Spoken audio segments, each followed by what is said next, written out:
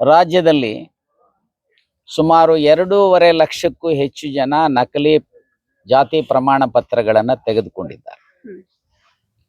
High court ಮುಂದೆ ಸಾವಿರಾರು ನಕಲಿ ಪ್ರಮಾಣ ಪತ್ರಗಳನ್ನು ಪ್ಲೇಸ್ ಮಾಡಿ ಒಂದು ಹೈಕೋರ್ಟ್ನಲ್ಲಿ ಕೇಸು ಸಹ ದಾಖಲಾಗಿದೆ. ಆ ಕೇಸ್ನಲ್ಲಿ ಈಗಾಗಲೇ ಸಂಬಂಧಪಟ್ಟಂತ ಜಿಲ್ಲಾಧಿಕಾರಿಗಳಿಗೆ ಮತ್ತು ಸರ್ಕಾರಕ್ಕೆ ಕ್ರಮ ಜರುಗಿಸ್ತಕ್ಕಂಥದಕ್ಕೆ ನೋಟಿಸ್ಗಳನ್ನು ಸಹ ನೀಡಿದ್ದಾರೆ. ಅಷ್ಟೇ ಅಲ್ಲ, ರಾಜ್ಯ ಸರ್ಕಾರವನ್ನು ಸಹ ಅನೇಕ ಸುತ್ತೋಲೆಗಳನ್ನು ಕಳಿಸಿದ್ದಾರೆ. ಈಗ ಉದಾಹರಣೆಗೆ ಪರಿವಾರ ತಳವಾರ, ಆ ಪರಿವಾರದ್ದೇನು ಈ ಭಾಗದಲ್ಲಿ ಏನು ಸಮಸ್ಯೆ ಇಲ್ಲ, ಮೈಸೂರಲ್ಲಿ ಸಮಸ್ಯೆ ಏನೂ ಇಲ್ಲ. ಈಗ ಅವರೆಲ್ಲೂ ಸ್ಪಷ್ಟವಾಗಿದ್ದಾರೆ. ತಳವಾರ ಅನ್ನೋಂಥವ್ರು ಇನ್ಫ್ಯಾಕ್ಟ್ 85 ಅಲ್ಲಿ, ಯಾಕಂದ್ರೆ ನಾನು ಆ ಪ್ರೋಸೆಸ್ ಅಲ್ಲಿ ಇದ್ದಿದ್ರಿಂದ ಆ ತಳವಾರ ಅನ್ನುವಂಥದ್ದನ್ನ ವಾಲ್ಮೀಕಿ ಸಮಾಜದ ಯಾರು ತಳವಾರಿದ್ದಾರೆ ಅವರಿಗೆ ಸಂಬಂಧಪಟ್ಟ ಹಾಗೆ ರೆಕಮೆಂಡ್ ಆಗಿದೆ.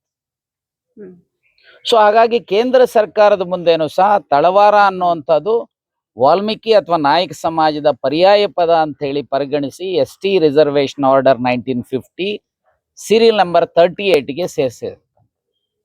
ಆದ್ರೆ ಇವತ್ತೇನಾಗಿದೆ, ಜನರಲಿ ತಳವಾರ ಅನ್ನುವಂಥದ್ದು ಮುಸಲ್ಮಾನ್ ಬಂಧುಗಳಲ್ಲೂ ಇದ್ದಾರೆ, ಉಪ್ಪಾರ್ ಸಮಾಜದಲ್ಲೂ ಇದ್ದಾರೆ, ಬೆಸ್ತ್ ಸಮಾಜದಲ್ಲೂ ಇದ್ದಾರೆ. ಸೊ ಹಾಗಾಗಿ ಅದನ್ನ ದುರ್ಬಳಕೆ ಮಾಡಿಕೊಳ್ಳುವಂಥದ್ದಾಗ್ಲಿ, ಹಾಗೆ ಎಂಥದ್ದು ಜಂಗಮ, ಬೇಡ ಜಂಗಮ, ಮಾಲ ಜಂಗಮ ಅಂತ ಹೇಳಿ ಇನ್ನೊಂದಿಷ್ಟು ಜನ ಕೆಲವರನ್ನ ತೆಗೆದುಕೊಂಡಿರ್ತಾರೆ. ಸೊ ಈ ರೀತಿಯ ಗೊಂದಲಗಳನ್ನ ತಪ್ಪಿಸ್ತಕ್ಕಂಥದಕ್ಕೆ ಸರ್ಕಾರಗಳು ಸುತ್ತೋಲೆಗಳನ್ನ ಕಳಿಸಿದ್ದಾರೆ. ಸೊ ಹಾಗಾಗಿ ಏನಾಗಿದೆ, ನಮ್ಗೆ ಯಾರು ಈಗ ಸರ್ಟಿಫಿಕೇಟ್ಸ್ ಅನ್ನ ತೆಗೆದುಕೊಳ್ತಾ ಇದ್ದಾರೆ ಅವರಿಗೆ ಕೆಲವರು MLAಗಳು ಸಹ, ಯಾಕಂದ್ರೆ ವೋಟ್ ಬ್ಯಾಂಕ್ ಕ್ರಿಯೇಟ್ ಆಗಬೇಕು ಅಂತೇಳಿ ಬೆಂಬಲ ಮಾಡಿಸಿ ಕೊಡಿಸ್ತಾ ಇದ್ದಾರೆ ಅನ್ನುವಂಥದ್ದು ಮಾಹಿತಿ ಇದೆ. ನಾನು ಈ ಸಂದರ್ಭದಲ್ಲಿ ಇಷ್ಟೇ ಹೇಳ್ತೇನೆ, ದಯಮಾಡಿ MLAಗಳು ಯಾರೆಲ್ಲ ಈಗ ಮಾಡ್ತಾ ಇದ್ದಾರೆ ಹಾಗೆ ಸುಳ್ಳು ಕೊಡಿಸೋ ಬದಲು ನಿಮ್ಮಗಳ ಪ್ರಯತ್ನದಿಂದ ಅವರನ್ನ ಆಯಾ ವರ್ಗಕ್ಕೆ, ಈ ಉದಾಹರಣೆಗೆ ಕೋಳಿ ಸಮಾಜದವರನ್ನ ಪ್ರಧಾನಿಗಳೇ ಹೇಳೋಗಿದ್ದಾರೆ, ಅಶ್ಯೂರೆನ್ಸ್ ಕೊಟ್ಟೋಗಿದ್ದಾರೆ ಗುಲ್ಬರ್ಗದಲ್ಲಿ ST ಮಾಡ್ತೀವಿ ಅಂತ ಮಾಡಿ, ಕುಲಶಾಸ್ತ್ರ ಅಧ್ಯಯನ ಮಾಡಿಸಿ ರೆಕಮೆಂಡ್ ಮಾಡಿ ಅವರನ್ನು STಗೆ ಸೇರಿಸಿ, ವಿ ಹ್ಯಾವ್ ನೋ ಅಬ್ಜೆಕ್ಷನ್. ನಾನು ಅನೇಕ ಸಾರಿ ಹೇಳ್ತೇನೆ, ಕ್ಷೌರಿಕ ಸಮಾಜದವರು ಅಥವಾ ಧೋಬಿ ಸಮಾಜದವರು ಈ ದೇಶದಲ್ಲಿ 21 ರಾಜ್ಯಗಳಲ್ಲಿ SC ಇದ್ದಾರೆ, ಅವರನ್ನ SC ಮಾಡಬೇಕು ಅಂತೇಳಿ ಅನೇಕ ಸಾರಿ ಈ 2 ವರ್ಗವನ್ನ ನಾನೇ ಒತ್ತಾಯ ಮಾಡ್ತಾ ಬಂದಿದ್ದೆ. ಸದನದಲ್ಲಿ ಸಿದ್ಧಿ ಇನ್ನಿತರ ಸಮಾಜಗಳನ್ನ STಗೆ ಸೇರಿಸಬೇಕು ಅಂತೇಳಿ ನಾನೇ ಹೋರಾಟ ಮಾಡಿದ್ದೆ. ಹಾಗಾಗಿ ಯಾರು ಬೇಕಾದ ಮೀಸಲಾತಿ ಯಾರಪ್ಪನ ಸೊತ್ತಲ್ಲ, ಯಾರಿಗೆ ಬೇಕಾದರೂ ಅರ್ಹತೆ ಇದೆಯೋ ಕುಲಶಾಸ್ತ್ರ ಅಧ್ಯಯನದ ಮೂಲಕ ಆ ಅರ್ಹತೆಯ ಸಂವಿಧಾನದ ಆರ್ಟಿಕಲ್ 341 ಅಂಡ್ 342, 341 ಅಲ್ಲಿ ಸಾಮಾಜಿಕವಾಗಿ ಶೈಕ್ಷಣಿಕವಾಗಿ ಯಾರು ಹಿಂದುಳಿದಿರ್ತಾರೆ, ಸೊ ಅನ್ಟಚಬಲ್ ಇದ್ರೆ ಅವ್ರು SC. 342 ಪ್ರಕಾರ ಸಾಮಾಜಿಕವಾಗಿ ಶೈಕ್ಷಣಿಕವಾಗಿ ಹಿಂದುಳಿದಿದ್ದು ಅನ್ಟಚಬಲ್ ಅಲ್ಲಿ ಇಲ್ಲ, ಬಟ್ ಆದ್ರೆ ಟ್ರೈಬಲ್ ಕ್ಯಾರೆಕ್ಟರಿಸ್ಟಿಕ್ಸ್ ಇದ್ರೆ ಅವರು ST. ಆ ಮಾನದಂಡದಲ್ಲಿ ಯಾರೆಲ್ಲ ಇದ್ದಾರೆ ಅವರುಗಳನ್ನ ಸರ್ಕಾರ ಪರಿಗಣಿಸಿ ಅವರನ್ನ SC ಅಥವಾ ST ಲೀಡ್ಸ್ಗೆ ಸೇರಿಸೋದ್ರ ಜೊತೆಗೆ ಸೇರಿಸುವಂತ ಸಂದರ್ಭದಲ್ಲಿ ಯಾವ OBCನಲ್ಲೋ ಮತ್ತೊಂದ್ರಲ್ಲ ಅವ್ರು ಇರ್ತಾರಲ್ಲ ಅಷ್ಟು ಪರ್ಸೆಂಟೇಜನ್ನ ಕೂಡಲೇ ಇಲ್ಲಿಗೆ ತಂದ್ರೆ ಯಾರನ್ನ ಬೇಕಾದ್ರೂ ಸಹ SCನಾದ್ರೂ ಮಾಡ್ಲಿ, ಅರ್ಹರಿರುವಂತವ್ರನ್ನ STನಲ್ಲೂ ಮಾಡ್ಲಿ, ನಾವು ಸ್ವಾಗತ ಮಾಡ್ತೇವೆ. ಆದ್ರೆ ಸುಳ್ಳು ಸರ್ಟಿಫಿಕೇಟ್ ತಗೊಳ್ಳೋದ್ರಿಂದ ನಮಗಿರುವಂತ 7% ಆದ್ರೆ 7 ಇಡೀ ಅನ್ನ, ಆ 7 ಅಡಿ ಅನ್ನಕ್ಕೆ ಸೊ ಎಲ್ಲರೂ ಬಂದು ಕೈ ಹಾಕಿದ್ರೆ ಎಲ್ಲಿ? ಸೊ ಅದಕ್ಕೋಸ್ಕರ ಅವರು ನಮ್ಮೊಟ್ಟಿಗೆ ಅಣ್ಣ ತಮ್ಮಂದರ ಕೂಡ್ಬೇಕು ಅನ್ನೋದ್ರೆ ಅವರು ಸಹ ತಟ್ಟೆ ಮತ್ತು ಅನ್ನ ತೆಗೆದುಕೊಂಡು ಬಂದ್ರೆ ಒಟ್ಟಿಗೆ ಸೇರಿ ಊಟ ಮಾಡೋಣ ಅನ್ನೋದು ನಮ್ಮ ಸಾಮಾಜಿಕ ನ್ಯಾಯ. ಆ ದಿಕ್ಕಿನಲ್ಲಿ ಪ್ರಯತ್ನ ಮಾಡ್ತೇವೆ. ನಿಮ್ಮ ಮೂಲಕ ವಿನಂತಿ ಮಾಡ್ತಾನೆ, ಎಲ್ಲ ಸಮಸ್ತ ಸಮಾಜದ ಇವರಲ್ಲಿ ಸುಳ್ಳು ಪ್ರಮಾಣ ಪತ್ರಗಳನ್ನ ಕೊಡಬೇಡಿ. ಯಾವತ್ತಾದ್ರೂ ಕಷ್ಟಕ್ಕೆ ಸಿಗಾಕೊಳ್ತೀರಿ. ನಿಮ್ಮ ಅರ್ಹತೆ ಇದ್ರೆ SC ಅಥವಾ STಗೆ ಸೇರಿಸುವಂತ ಹೋರಾಟ ಮಾಡಿ, ನಿಮ್ಮ ಜೊತೆಯಲ್ಲಿ ನಾವು ಇರ್ತೇವೆ. ನಿಮ್ಮ ಹೋರಾಟಕ್ಕೆ ನಮ್ಮ ಬೆಂಬಲವನ್ನು ಇರುತ್ತೆ. ಒಂದ್ ಸಾರಿ ನೀವು ಸೇರಿದ ಮೇಲೆ ನಾವೇ ಈಗಲೂ ಅಣ್ಣ ತಮ್ಮಂದ್ರೆ ಅವಾಗ ಇನ್ನ ಹೆಚ್ಚು ಒಟ್ಟಿಗೆ ಕುಳಿತುಕೊಂಡು ಊಟ ಮಾಡೋಣ ಅಂತ ಹೇಳಿಕೆ ಬಯಸ್ತೇನೆ. ಮಹಿಳಾ ಮೀಸಲಾತಿ ಏನಾದ್ರೂ ಒಂದ್ ಜಾರಿಗೆ ಬಂದ್ರೆ ಅದರಲ್ಲಿ ಧಾರ್ಮಿಕವಾಗಿ ಏನಾದ್ರೂ ಅಳವಡಿಸ್ಲಿಕ್ಕೆ ಅನಿವಾರ್ಯ ಇದೆ ಏನು ಅಂತ ನೋಡಿ. ಆ ರೀತಿ ಸಂವಿಧಾನದಲ್ಲಿ ಅವಕಾಶ ಇಲ್ಲ, ಆ ರೀತಿ ಮಾಡ್ಲಿಕ್ಕೂ ಬರೋದಿಲ್ಲ, ಆಯ್ತಲ್ಲ. ಸೊ ಅಲ್ಲಿರುವಂಥದ್ದು ಏನಪ್ಪಾ ಅಂದ್ರೆ, ಹೇಗೆ ಡಾಕ್ಟರ್ BR ಅಂಬೇಡ್ಕರ್ ಅವರು ಸಂವಿಧಾನದ ಆರ್ಟಿಕಲ್ 332 ಇಂದ 342 ಈ ಮಧ್ಯೆ ಈ ರಿಸರ್ವೇಶನ್ ಇನ್ನಿತರ ಫೆಸಿಲಿಟೀಸ್ಗೆ SC ಗೆ ST ಗೆ ಸೊ OBC ಗೆ ಮತ್ತು ಆಂಗ್ಲೋ ಇಂಡಿಯನ್ಸ್ಗೆ ಈಗ ಅದನ್ನ ತೆಗೆದಿದ್ದಾರೆ.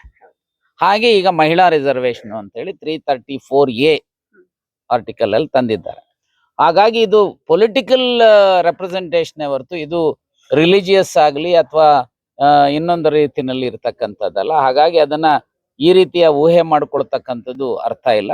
ಸೊ ಈಗ ರಿಸರ್ವೇಶನ್ ಏನಾಗ್ಬೋದು, ನಾಳೆ ಬೆಳಗ್ಗೆ ಗ್ರಾಮ ಪಂಚಾಯತಿ, ಜಿಲ್ಲಾ ಪಂಚಾಯತಿ, ಲೋಕಲ್ ಅಥಾರಿಟೀಸ್ ಇದೆಯಲ್ಲ, local authority SC lady, ST lady, A lady, B lady, ಅಲ್ಲಿ ಅವಕಾಶ ಇದೆ. ಅಲ್ಲಿ ಲೋಕಲ್ ಅಥಾರಿಟೀಸ್ ಈ ಅಸೆಂಬ್ಲಿ ಪಾರ್ಲಿಮೆಂಟ್ ಅಲ್ಲಿ SC ST ಬಿಟ್ರೆ ಬೇರೆಯವರಿಗೆ ಆ ರೀತಿ ರಿಸರ್ವೇಶನ್ ಇಲ್ಲ. ಹಾಗಾಗಿ ಸಂವಿಧಾನದಲ್ಲಿ ಏನಿದೆ ಅದರ ರೀತಿನೇ ಮಾಡ್ತಾರೆ ಹೊರತು ಅದನ್ನು ಬಿಟ್ಟು ಹೊರಗಡೆ ಮಾಡಿದ್ರೆ ಅದಕ್ಕೆ ನ್ಯಾಯಾಲಯಗಳು ಅವಕಾಶ ಕೊಡೋದಿಲ್ಲ ಅನ್ನುವಂತ ಭಾವನೆ ನನ್ನ. ಒಂದ್ ವೇಳೆ ಈ ಬಿಜೆಪಿ ಸರ್ಕಾರ ಆ ರೀತಿ ಮಾಡಬಹುದೇನು?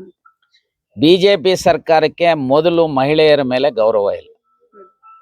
ಬಿಜೆಪಿ ಸರ್ಕಾರಕ್ಕೆ SCಗಳ ಮೇಲೆ, STಗಳ ಮೇಲೆ, OBCಗಳ ಮೇಲೆ ಯಾವುದೇ ಗೌರವ ಇಲ್ಲ, ಯಾವುದೇ ಪ್ರೀತಿ ಇಲ್ಲ. ಈಗ ಮಹಿಳೆಯರು, ನೀನು ಹೆಣ್ಮಗಳಿದ್ದೀಯಲ್ಲಮ್ಮ, ಇವರು ಮಹಿಳಾ ಮೀಸಲು 96ರಿಂದ ಆ ಬಿಲ್ಲು ಪಾರ್ಲಿಮೆಂಟ್ ಅಲ್ಲಿ ಇತ್ತು. ಒಂದು ಹಂತದಲ್ಲಿ ಇವರೇ ವಿರೋಧ ಮಾಡಿದ್ರು. ಲಾಸ್ಟ್ ಟೈಮ್ 2023 ಮಾಡಬೇಕಾದ್ರೆ ಇವ್ರು ಏನ್ ಮಾಡಿದ್ರು, 2011 ಸೆನ್ಸಸ್ ಅನ್ನ ಮಾಡ್ಬೋದಾಯ್ತು, ಯಾಕೆ ಮಾಡ್ಲಿಲ್ಲ? ಏನ್ ಮಾಡಿದ್ರು, ಈ ಬಿಲ್ ಪಾಸ್ ಆದ್ಮೇಲೆ ಸೆನ್ಸಸ್ ಆಗಿ ಆ ಲೇಟೆಸ್ಟ್ ಸೆನ್ಸಸ್ ಫಿಗರ್ಸ್ ನಂತರ ಡಿಲಿಮಿಟೇಷನ್ ಮಾಡಿ ಆಗ 33% ಮೀಸಲಾತಿ ಮಹಿಳೆಯರಿಗೆ ಸಿಗಬೇಕು ಅಂತ. ಈಗ ಏಕಾಏಕಿ ಒಂದು ಕಡೆ ತಮಿಳ್ನಾಡು ಎಲೆಕ್ಷನ್, ಇನ್ನೊಂದು ಕಡೆ ವೆಸ್ಟ್ ಬೆಂಗಾಲ್ ಎಲೆಕ್ಷನ್ ನಡೀತಾ ಇರಬೇಕಾದ್ರೆ ಅವ್ರ ಉದ್ದೇಶಗಳು ಗೊತ್ತಾಗುತ್ತಲ್ವ. ತರಾತುರಿನಲ್ಲಿ ವಿಶೇಷ ಅಧಿವೇಶನ ಕರೀತಾರೆ, ಚುನಾವಣೆ ಗಿಮಿಕ್ಕು. ಸೊ ಇವರೆಲ್ಲ ಮನುವಾದಿಗಳು, ಇವ್ರು ಯಾರು ಅಂಬೇಡ್ಕರ್ ವಾದಿಗಳಲ್ಲ. ಬಿಜೆಪಿನವರು ಅಂಬೇಡ್ಕರ್ ವಾದಿಗಳು ಅಲ್ಲ, ಗಾಂಧಿವಾದಿಗಳು ಅಲ್ಲ, ಇವರು ಮನುವಾದಿಗಳು, ಗೋಡ್ಸೆವಾದಿಗಳು. ಇವರು ಯಾರಿಗೂ ಸಹ ಮಹಿಳೆಯರ ಮೇಲೇನೂ ಪ್ರೀತಿ ಇಲ್ಲ, ಗೌರವ ಇಲ್ಲ, SC ST OBCಗಳ ಮೇಲೂ ಇಲ್ಲ. ಸೊ ಹಾಗಾಗಿ ಚುನಾವಣಾ ಗಿಮಿಕ್ ಮಾಡ್ತಾ ಇದ್ದಾರೆ. ಅವ್ರಿಗೇನಾದ್ರೂ ಸ್ವಲ್ಪನಾದ್ರೂ ಬದ್ಧತೆ ಇದ್ರೆ ಕೂಡ್ಲೆ ಮಹಿಳಾ ರಿಸರ್ವೇಶನ್ ಅನ್ನ ಕಾನೂನಿನ ಚೌಕಟ್ಟಿನಲ್ಲಿ ತರುವಂಥದ್ದು ಮತ್ತು SC ST OBCಗಳಿಗೆ ಸಂವಿಧಾನದ ರೀತಿಯ ಹಕ್ಕುಗಳನ್ನ ರಕ್ಷಣೆ ಮಾಡುವಂತ ಕೆಲಸ ಮಾಡ್ಲಿ. ಆ ಸದ್ಬುದ್ಧಿ ಭಗವಂತ ಅವರು ಕೊಡ್ಲಿ ಅಂತೇಳಿ ಆಶಿಸ್ತಾರೆ. ಸರ್, ಇನ್ನೊಂದು ಪ್ರಶ್ನೆ, ಪಂಚ ಗ್ಯಾರಂಟಿಗಳ ಜೊತೆಗೆ RSS ನ ಬ್ಯಾನ್ ಮಾಡ್ತೀವಿ ಅಂತಾನು ಒಂದ್ ಮಾತನ್ನ ಹೇಳಿದ್ರು. ಇದನ್ನ ಯಾಕೆ ಇದುವರೆಗೂ ಅನುಷ್ಠಾನಗೊಳಿಸಲಿಲ್ಲ? ಇದು ಒಂದು ಹಳೆಯ ಇಶ್ಯೂ. ಇದರ ಬಗ್ಗೆ ಸೊ ನಾನು ಅದರ ಬಗ್ಗೆ ಹೇಳೋದಿಲ್ಲ, ಇಷ್ಟೇ ಹೇಳ್ತೇನೆ. RSSನವರು ಬಹಳ ದೊಡ್ಡ ರಾಷ್ಟ್ರ ಪ್ರೇಮಿಗಳಂತ ಹೇಳ್ತಾರೆ ಅಲ್ವಾ, ಮೋದಿಯವರು ಸೇರಿದಂತೆ. ಯಾಕೆ RSS 1925 ಇಂದ ಇಲ್ಲಿಯವರೆಗೂ ಸಹ ರಿಜಿಸ್ಟರ್ ಆಗಿಲ್ಲ? ಈ ದೇಶದಲ್ಲಿ ಯಾವುದೇ ಸಂಘ ಸಂಸ್ಥೆ ಕಾರ್ಯಚಟುವಟಿಕೆ ಆಗಬೇಕಾದ್ರೆ ರಿಜಿಸ್ಟರ್ ಆಗ್ಬೇಕಲ್ವಾ? ಹೌದು, ಆದ್ರೆ ಕರ್ನಾಟಕ ರಾಜ್ಯ ರಿಜಿಸ್ಟರ್ ಆಗಿಲ್ಲ ಅಲ್ವಾ? 1925ರಿಂದ 2025-26ವರೆಗೂ ಸಹ ಸಾವಿರಾರು ಕೋಟಿ, ಲಕ್ಷಾಂತರ ಕೋಟಿಯಷ್ಟು ಗುರುದಕ್ಷಿಣೆಯ ರೂಪದಲ್ಲಿ ಪಡೆದಿದ್ದಾರೆ. ಅದಕ್ಕೆಲ್ಲಾದ್ರೂ ಆಡಿಟ್ ಆಗಿದೆಯಾ? ಅದೆಲ್ಲಾದ್ರೂ ಅಕೌಂಟ್ ಅನ್ನ ಕೊಟ್ಟಿದ್ದಾರಾ? ಇದನ್ನ ಏನಂತ ಹೇಳ್ಬೇಕು? ಇದು ದೇಶ ಪ್ರೇಮ ಅಂತ ಹೇಳಬೇಕು, ದೇಶದ್ರೋಹ ಅಂತ ಹೇಳಬೇಕು. ಸೊ ಹಾಗಾಗಿ ನಾನು ಇಷ್ಟೇ ಹೇಳ್ತೇನೆ, ಇದನ್ನ ಆರ್ಗನೈಸೇಷನ್ ಅನ್ನ ನಿಷಿದ್ಧ ಮಾಡೋದು ಮತ್ತೊಂದು ಮಾಡೋದಕ್ಕಿಂತ ಮೊದಲು ಅವ್ರಿಗೇನಾದ್ರೂ ದೇಶ ಪ್ರೇಮ ಇದ್ರೆ, ಈ ನೆಲದ ಕಾನೂನಿನ ಬಗ್ಗೆ ಗೌರವ ಇದ್ರೆ ಕೂಡಲೇ ಅವರ ಆರ್ಗನೈಸೇಷನ್ ಅನ್ನ ರಿಜಿಸ್ಟರ್ ಮಾಡ್ಕೋಬೇಕು.